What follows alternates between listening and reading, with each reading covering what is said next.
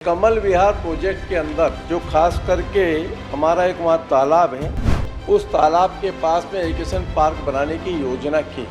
तालाब के सौंदर्यीकरण का मामला किनारे करके एजुकेशन पार्क बनाने के लिए टेंडर आमंत्रित कर दिया। स्वीकृत लेआउट के अनुसार स्वीकार्य योग्य इसमें लेआउट में लिखा गया है। आमोद प्रमोद की परिभाषा बता दें। उसकी मास्टर प्लान के हिसाब से पूरी सूची है अध्यक्ष महोदय। टेंडर में लैंड यूज को स्पेसिफाई नहीं किया गया था। माननीय मास्टर प्लान पे आपने रोक लगा दी। आपने हाउस में घोषणा करी मास्टर प्लान पे। जांच चल रही है। तो जांच जब खत्म ही हो गया पूरा, प्रश्नकाल समाप्त।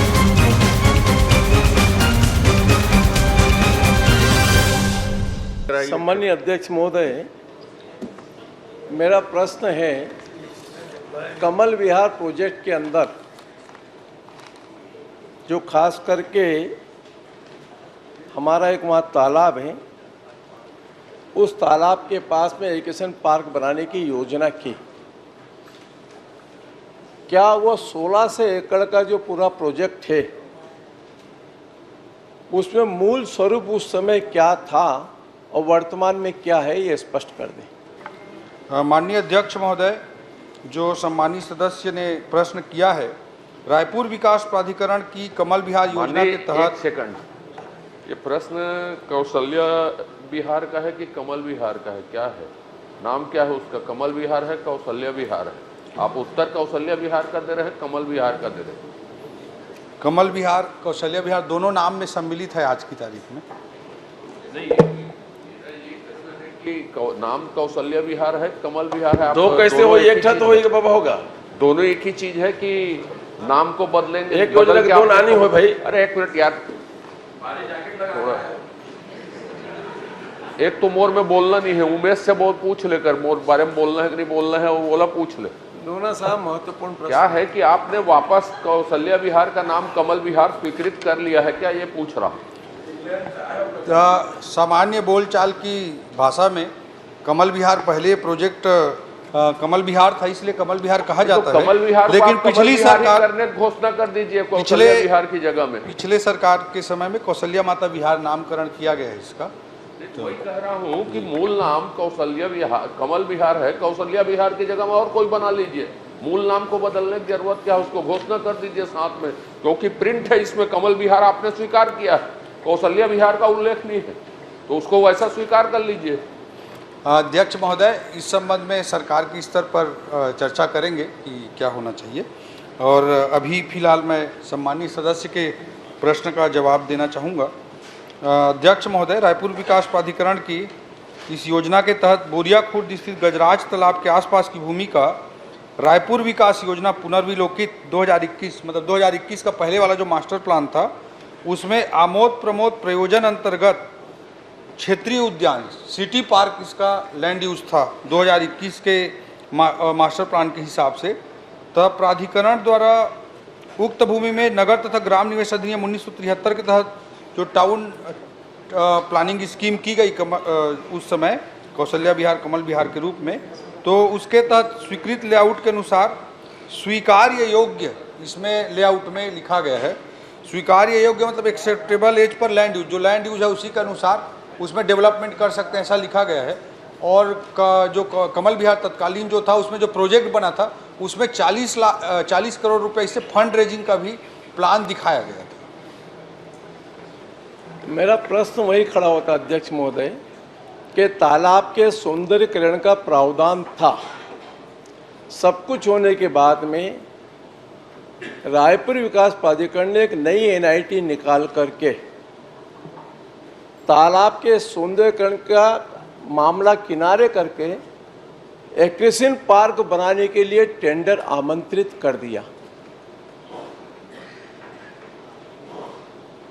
क्या वो उचित है या अनुचित है?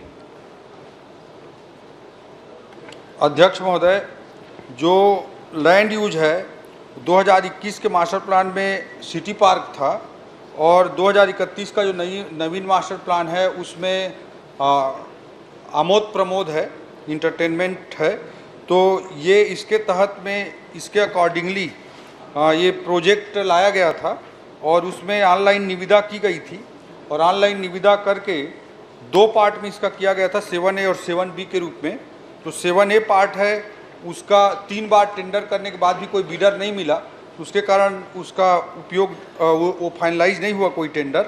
7B में टेंडर फाइनलाइज हुआ है और जो बेस प्राइस था उससे करीब 10 करोड़ ज़्यादा, करीब 72 करोड़ पे वो टेंडर एक पार्टी ने श्रीजी कृपा करके लिया है। जो रॉ लैंड है उसको आमोद प्रमोद में परिवर्तित कराने की या जो भी लैंड यूज में आवश्यक चेंजेस करने की जो जिम्मेदारी है वो बीडर की है, और बीडर ने उसको आरडीए को, रायपुर डेवलपमेंट अथॉरिटी को बोला कि आप चेंज करा के दो, तो उसमें टेंडर कंडीशंस में खुद को कराना था, तो इसलिए वो कॉमर्शियल कोर्ट में चला गया और कॉमर्शियल कोर्ट ने डिसीजन दिया कि आर्बिट्रेशन में जाइए। तो मामला आर्बिट्रेशन में फिलहाल चल रहा है। अध्यक्ष महोदय। माननीय अध्यक्ष महोदय, आमोद प्रमोद की परिभाषा बता दें। आमोद प्रमोद के क्या अंतर्गत काम हो सकते हैं आमोद प्रमोद में और क्या नहीं हो सकते हैं, खाली उसकी परिभाषा बता दें बस। जी, उसकी मास्टर प्लान के हिसाब से पूरी सूची है अध्यक्ष महोदय, जिस जो उपयोग किया जा सकता है आमोद प्रमोद के अंतर्गत, और आमोद प्रमोद के लैंड यूज के अनुसार ही डेवलप किया जाएगा उस प्रोजेक्ट को। उसके अंतर्गत जो स्वीकार्य चीज़ें की जा सकती हैं, जैसे क्लब हाउस हो सकता है, एम्यूजमेंट पार्क हो सकता है, इस तरह की चीज़ें उसमें हो सकती हैं। तो जो आमोद प्रमोद के अंतर्गत है उसी अंतर्गत ही उसको डेवलप किया जाएगा। और आर्बिट्रेशन में अभी जो गया है वो मैटर, वो रिस्पॉन्सिबिलिटी आरडीए की है या बीडर की है, इस कॉम्प्लेक्सिटी के कारण वो आर्बिट्रेशन में है। अध्यक्ष महोदय, आमोद प्रमोद के अनुसार ही लैंड यूज का उपयोग किया जाएगा। अध्यक्ष महोदय, अध्यक्ष महोदय 1 मिनट। मूरत जी परेशान है, आमोद प्रमोद का वो परिभाषा जानना चाहते हैं। आमोद का तो आप बहुत अच्छी तरीके से जानते होंगे। प्रमोद का मतलब वो होता है जो उत्तर बतलाए नहीं जाते, आप समझ गए होंगे। माननीय अध्यक्ष महोदय, नेताजी जो कह रहे हैं बहुत गंभीर प्रश्न है। मास्टर प्लान में लैंड यूज चेंज करने का प्रावधान आमोद प्रमोद में क्या था, ये मैंने पूछा आपके सामने। क्रिएशन पार्क बनाने के लिए आपने टेंडर निकाल दिया, आरडीए ने तय कर दिया, पूर्ववर्ती सरकार के मंत्री ने टेंडर को फाइनल करने के लिए अपने पास फाइल बुला के मंगा के रख ली। आमोद प्रमोद में कहीं से भी शादी घर नहीं बन सकता। माननीय आमोद प्रमोद के अंदर कहीं पर भी। माननीय राजेश मूणत जी, आमोद प्रमोद को जोर जोर से बोलने की विषय नहीं, उसका पूर्ण अर्थ संपूर्ण ज्ञाता माननीय नेता प्रतिपक्ष जी हैं, आप चाहे तो उनसे पूछ सकते हैं बिना चाहिए जोर जोर से बोले, नेता प्रतिपक्ष जी से। अरे भाई, तो माननीय अध्यक्ष महोदय, प्रतिपक्ष जी के बोलिए। बहुत महत्वपूर्ण प्रश्न है और ये प्रश्न के पीछे की कहानी पूरी ये है कि आरडीए ने पहले भी एक टेंडर निकाला था और उस समय वह जमीन उनके पास नहीं थी। वह जमीन राजस्व विभाग की जमीन थी, उनके पास, उनके खाते में नहीं चली, लेकिन वो टेंडर कैंसिल हुआ। आज फिर ये टेंडर निकाल करके जो शर्तें, जो एनआईटी है, कमल विहार 1600 एकड़ के अंदर एक अपने आप के स्टेट का सबसे बड़ा प्रोजेक्ट आया है और अवैध प्लाटिंग के खिलाफ में उस समय आप जानते हैं अध्यक्ष जी कितना हमने उस चीज को विरोध सहा है। लोगों ने कुछ किया तो नहीं। अभी अजय चंद्राकर जी बोले थे अब क्या करेंगे, कुछ कर तो पाए नहीं, खाली नामांतरण कर दो। नए राजधानी के अंदर ईंटा जोड़ नहीं पाए, खाली खंबा लगा दो, नाम लगा दो कि इसके नाम पर ये, इसके नाम पर ये। इसी प्रकार से माता कौशल्या का नाम ला करके वहां पर लगा दिया, पूरा अंधेरे में डूबा पड़ा प्रोजेक्ट। लेकिन इसके अंदर जो भी नियमों के विपरीत जाकर के लैंड यूज चेंज कर सकता है क्या रायपुर विकास प्राधिकरण? सीधा प्रश्न, रायपुर विकास प्राधिकरण को प्रावधान नहीं है। लेआउट प्लान में जो भी संशोधन करना पड़ेगा रायपुर विकास प्राधिकरण को टाउन एंड कंट्री प्लानिंग के पास भेज करके पुनः लेआउट प्लान अप्रूवल कराना पड़ेगा। और बिना उसके कराए अगर एनआईटी निकाल सकता है, टेंडर आमंत्रित कर सकता है और टेंडर ओके करके रायपुर विकास प्राधिकरण ने ओके कर दिया, उस आदमी ने अपनी मनी पटा दी और मनी पटाने के बाद में फाइल मंत्री जी ने मंगा ली और अपने पास रखी और उसका निर्णय इसलिए नहीं हुआ कि वो व्यक्ति ने अपना टेंडर वापस नहीं लिया। प्रश्न कर रहे हैं में मेरा सीधा राजेश जी, प्रश्न है कि सुझाव है?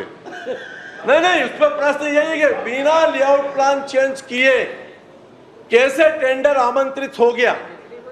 अध्यक्ष महोदय, जो सम्मानीय सदस्य ने कहा है, सबसे पहले तो पहले 2018 में प्रयास किया गया था। उस समय सम्मानीय राजेश मूणत जी मंत्री थे। उस समय आरडीए के माध्यम से उसको डेवलप करने का प्रयास किया गया था और आरडीए की वित्तीय स्थिति बाद में खराब होती गई तो अच्छे से हो नहीं पाया। जो वैकल्पिक योजना पार्ट 2 आया, उसमें इस लैंड यूज इस लैंड को कॉमर्शियल व्यावसायिक प्रयोग करते हुए इस प्रोजेक्ट को आगे बढ़ाना था, जो कि टाउन कंट्री प्लानिंग ने रिजेक्ट कर दिया, उसके कारण नहीं हो पाया। तीसरे स्तर पर जो प्रोजेक्ट आया है, तो इसमें पहली चीज़ तो ये ज़मीन अभी वर्तमान में आरडीए के नाम पर है, और दूसरा चीज़ जो लैंड यूज चेंज किए बिना प्रोजेक्ट कैसे लगाया गया, ये विषय है सम्मानीय सदस्य का। तो इसमें मैं बताना चाहूँगा कि उस टेंडर के कंडीशंस में ये लिखा हुआ है कि लैंड यूज के अनुसार जो भी चेंजेस की जिम्मेदारी है वो बिडर की हो, ये लिखा हुआ है, बिडर की जिम्मेदारी हो। ये टेंडर के कंडीशंस में लिखा हुआ है। अध्यक्ष महोदय, माननीय अध्यक्ष महोदय, जब उस पर आप टेंडर निकाल रहे हो जो लैंड यूज का लैंड यूज नहीं है, और माननीय उसके अध्यक्ष बिना महोदय, आपने उसकी एनआईटी अप्रूवल कर दी और एनआईटी अप्रूवल करके उसके टेंडर को स्वीकृत भी कर दिया। ये पहली बार इस प्रदेश के अंदर एक अनोखा पूर्व सरकार का इतिहास है। आश्चर्य लगता है मेरे को, बिना लैंड यूज चेंज किए, बिना कुछ किए टेंडर निकल गया, टेंडर अप्रूवल हो गया, और वो आदमी का टेंडर मंत्री ने उसको पैसा नहीं। तो माननीय अध्यक्ष महोदय, क्या इसकी जांच करा मेरे क्षेत्र करके का दोषी विषय व्यक्ति है। खिलाफ कार्रवाई करेंगे? एक लाइन का उत्तर, इसकी जांच करा कर क्या दोषी ये व्यक्ति के खिलाफ विषय कार्रवाई मेरे क्षेत्र करेंगे? से संबंधित है। ये गजराज बांध एक मेरे मिनट क्षेत्र में हो आता गया, है। समय भैया, इतना सा उत्तर दे दो। क्या दोषी व्यक्ति के खिलाफ कार्रवाई करेंगे जिसने नियमों के विपरीत किया? टेंडर कंडीशंस का पूरा परीक्षण कराएंगे अध्यक्ष महोदय, और जो टेंडर कंडीशंस थे उसमें बिडर को लैंड यूज चेंज कराने का था, तो इसमें टेंडर में लैंड यूज को स्पेसिफाई नहीं किया गया था, और जो वर्तमान में एग्जिस्टिंग मास्टर प्लान है उसी लैंड यूज के तहत इसको कराया। माननीय मास्टर प्लान पे आपने रोक लगा दी, नहीं, आपने हाउस में घोषणा करी मास्टर प्लान पे। जांच चल रही सर। तो जांच जब रोक खत्म ही नहीं हो किया गया पूरा, प्रश्नकाल समाप्त।